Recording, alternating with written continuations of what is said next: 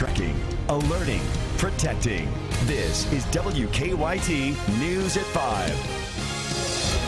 Temperatures are above freezing right now, but most of the bluegrass will see a wintry mix over the next few hours. Some places are even under a freezing rain advisory. Chief Meteorologist Chris Bailey is tracking what's happening in your area on the First Alert Defender. Chris? Yeah, the cause for concern twofold. A, yes, we're going to see a little freezing drizzle and some freezing rain out there. Two, we've got wet roads and temperatures that are going to go below freezing. Now look at our live sky cam as of now. Hamburg Pavilion is somewhere in the distance. That is a lot of fog and a lot of drizzle that is now coming from the skies in Lexington. That's going to be a similar view than we compared to what we're going to be seeing as we go into later this evening and tonight. That's just water droplets that are in the atmosphere. 36 degrees now, and we're getting closer to that freezing mark. Winds are gusting up 14 miles an hour, so it feels like 27 degrees.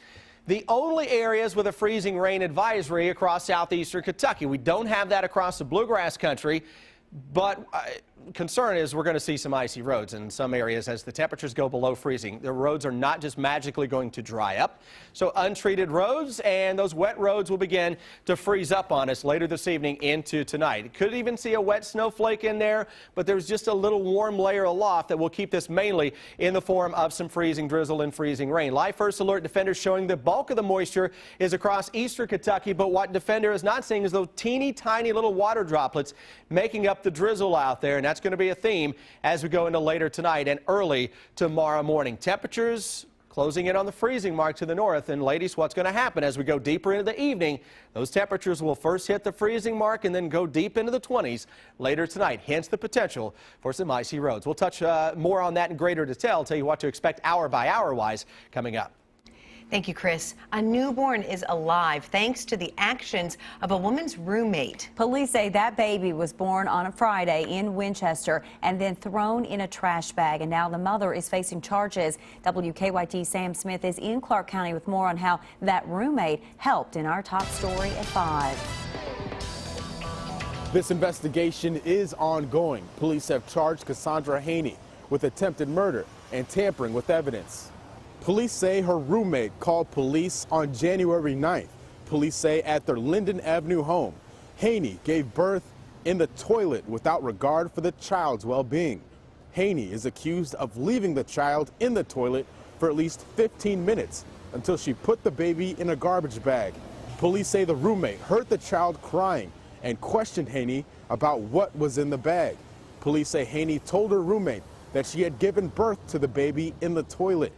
Records say the roommate took the baby out of the bag and contacted 911. Haney was booked in the Clark County Jail this morning. The infant was taken to UK Hospital.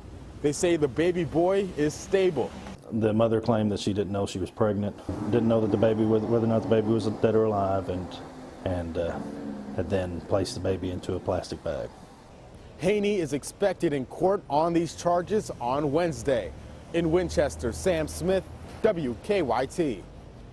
And we asked, but Haney declined to talk to us from jail. A man indicted for a deadly shooting at a Lexington bowling alley has entered a plea deal in the case. Devontae Webb was scheduled to go to trial today for murder. We've learned instead that he went to court on Friday and pled guilty to manslaughter. Webb fired shots inside a bowling alley on New Circle Road back in April of 2013. Stephen Reynolds died in that shooting. As of this morning, a sentencing date for Webb had not yet been set.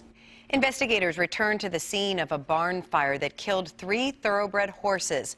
The fire happened Saturday night off Paris Pike in Bourbon County.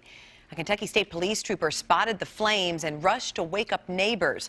The owner of that barn said he planned to take his horses to Keeneland this week for the Horses of All Ages sale. An Indiana man critically injured in an accident in Breathitt County earlier this month has died. The accident happened on January 2nd on Highway 15 in the Ned community. Kentucky State Police say 40-year-old Joshua Adamski was traveling north on his motorcycle when he collided with a truck. Adamski was taken to UK Hospital. He died January 8th from his injuries. Sign-ups began this morning for the Low-Income Home Energy Assistance Program known as LIHEAP. That program helps families in need pay their heating bills in the winter. As WKYT's Mike Linden shows us, people lined up early to put in their application. The Community Action Council of Kentucky opened access to the federally funded Low-Income Home Energy Assistance Program, or LIHEAP, across central Kentucky today. The program is designed to help low-income families pay their disconnection warning from their utility company. It's based on how well that house is insulated or how well their apartment is insulated. You can see a bill from $200 to $500. The range is really based on what's going on in that home. The program is in its crisis phase after the LIHEAP subsidy program ended in December. In order to qualify, applicants must have a disconnection notice from their utility company. My bill is like $156. I don't have it right now.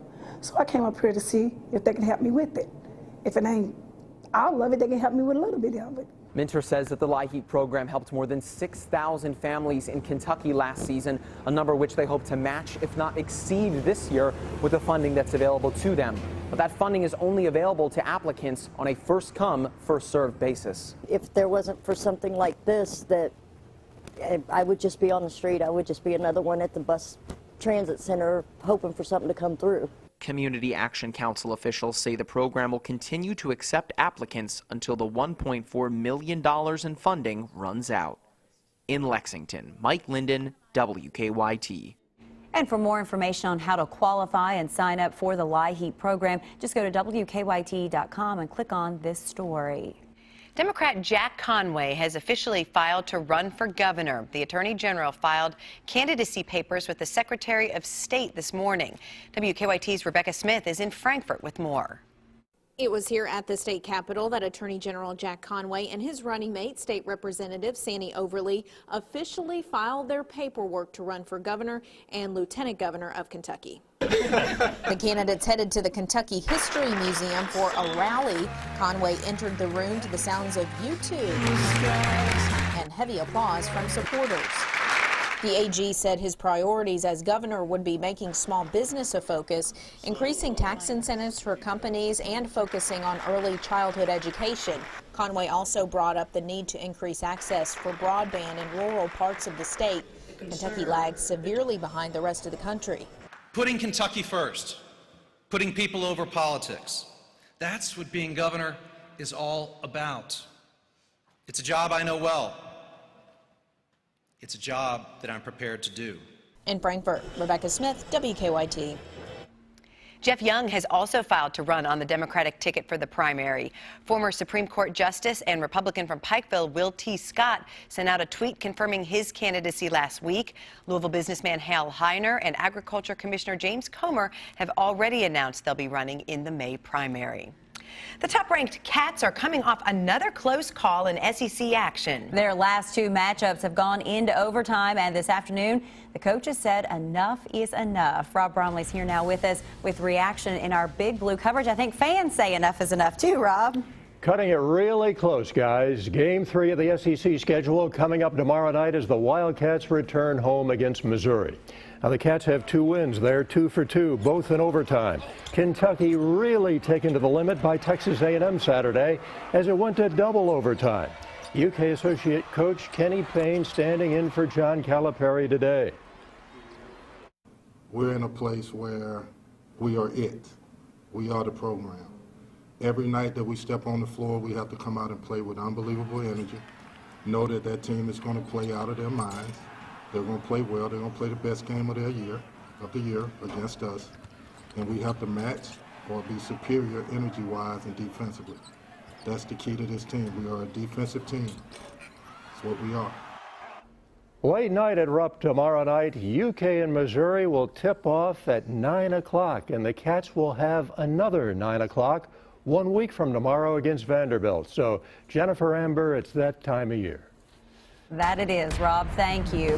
France is deploying more than 10,000 soldiers and police officers to protect the country from another terror attack. Do you get anxious when your phone isn't close by? A new study suggests you might be suffering from separation anxiety. That's later in Better Living. And coming up at 5:30, a Frankfort teen is now behind bars after police say he kidnapped someone and forced them to drive him around.